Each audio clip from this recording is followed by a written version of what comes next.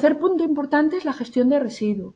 Ya conocíamos, ya se llevaba desde hace mucho tiempo hablando de lo que era la jerarquía de residuos, donde arriba de la pirámide estaba la prevención, después teníamos la preparación para la reutilización, después el reciclado en todas sus formas, después la recuperación energética y por último la que se intenta evitar a toda costa es la eliminación de residuos, normalmente es el depósito en vertedero, aunque también se considera la incineración sin recuperación energética. El aspecto clave realmente de la gestión de residuos, antes lo decíamos, es justamente esa recogida y correcta gestión de esos residuos.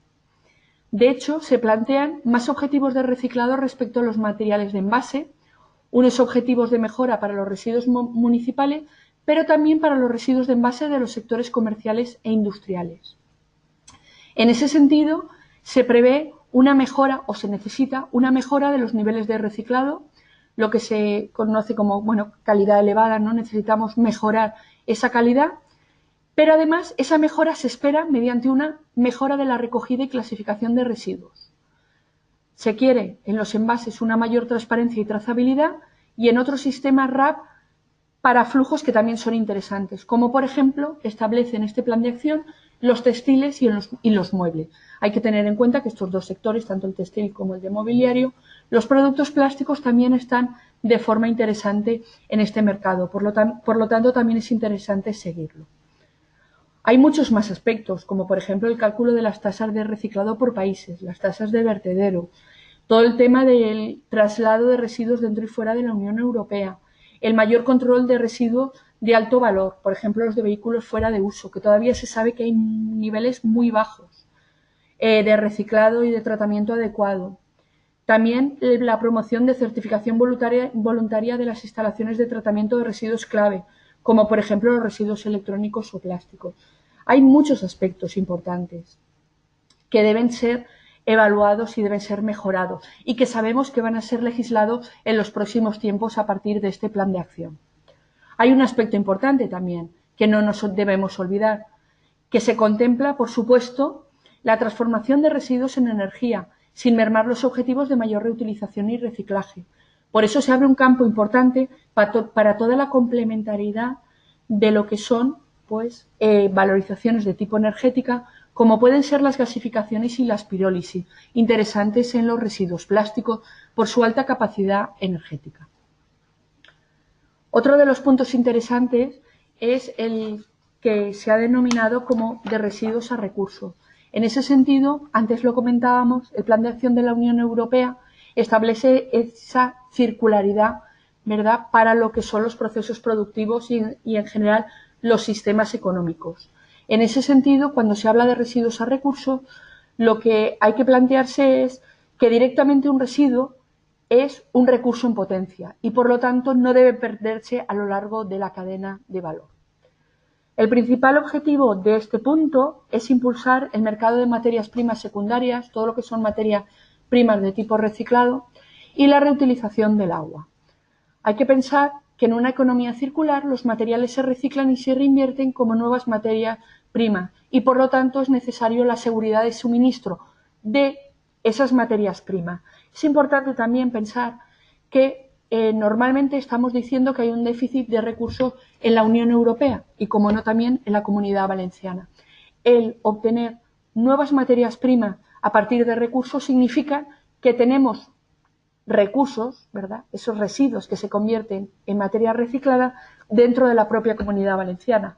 Por lo tanto, eso de alguna forma establece una garantía de mantenimiento de los recursos dentro de los ciclos, dentro de nuestras empresas. Y es importante trabajarlo.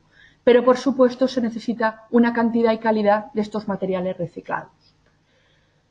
Para conseguir estos aspectos, se sabe que se necesitan eliminar algunos obstáculos, como por ejemplo la incertidumbre de calidad por la presencia de impurezas en algunos materiales. Es, por tanto, necesario impulsar la normalización. Es importante también determinar cuándo un residuo deja de ser residuo y pasa a ser una materia prima. Esto va relacionado con la legislación de fin de residuo.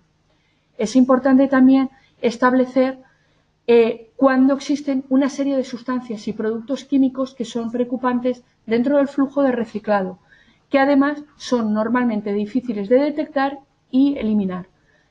Hay que pensar que en muchos productos, sobre todo los que se llaman de ciclo de vida media o largo, cuando se pusieron estos productos en el mercado, llevaban una sustancia que en su momento eran adecuadas, estaban permitidas por legislación, pero que en la actualidad ya no lo son.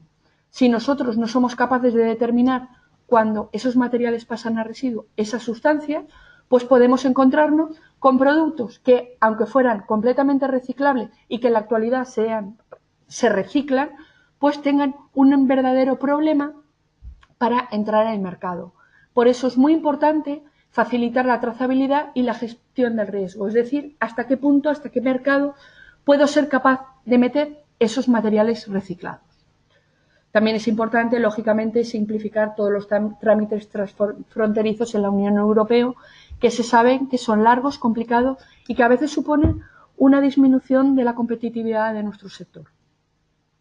Es importante el impulso de la demanda de materias primas secundarias reciclados en productos e infraestructura. La antes comentada contratación pública, pero también fomentar la contratación privada. Es decir, hasta qué punto puedo poner ciertos aspectos en rebajar ciertas inversiones en el sector privado o ciertas ayudas para una compra o para un desarrollo de ciertos productos que se sabe que directamente son más sostenibles. Hay, por supuesto, otros aspectos que, bueno, que en principio no afectarían, al menos de forma directa, al sector plástico de la Comunidad Valenciana, como son los nutrientes reciclados para agricultura o la escasez y las medidas de eficiencia hídrica o la reutilización de aguas residuales, entre otros aspectos.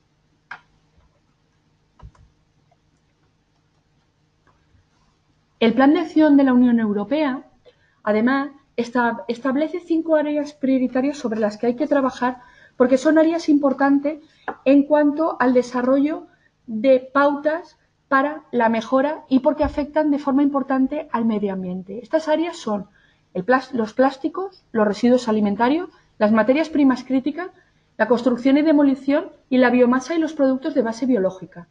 Hay que tener en cuenta que, lógicamente, nosotros nos vamos al área prioritaria 1, que es lo de los materiales plásticos, pero de una u otra forma, en todos los otros áreas van a estar presentes también los plásticos, por lo que no debemos dejarlas de lado y hay que seguir un poco trabajando con las mismas.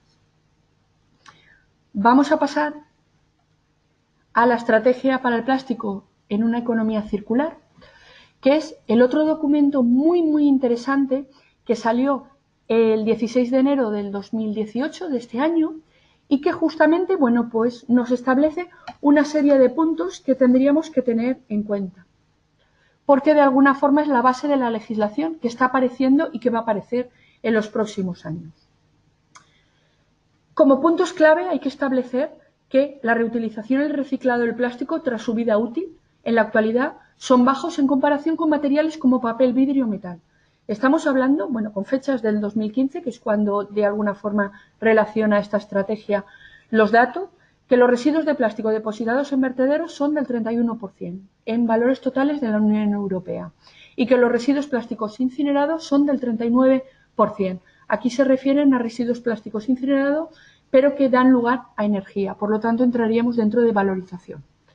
Pero aún así son valores que están por encima de otros materiales. Eso significa que el reciclado sigue siendo un material de alguna forma o un tema que tenemos que seguir trabajando en el mismo. Además, si tenemos en cuenta un sector tan importante como es el del envase del plástico, que supone el 40% de los materiales plásticos empleados en la Unión Europea, y no nos equivoquemos, en la Comunidad Valenciana también, tenemos en cuenta que se comenta en esta estrategia que el 95% del valor de los envases de plástico se pierden para la economía tras un muy corto ciclo de primer uso. Hay que tener en cuenta que los envases plásticos son normalmente de usar y tirar. Por lo tanto, hay un gran consumo de materiales plásticos que después de un uso muy, muy, muy corto acaban como residuos. Y después otra cifra que también, bueno, pues preocupa, que la demanda de plástico reciclado es el 6% de la demanda total de plástico en Europa. Por lo tanto, hay mucho camino.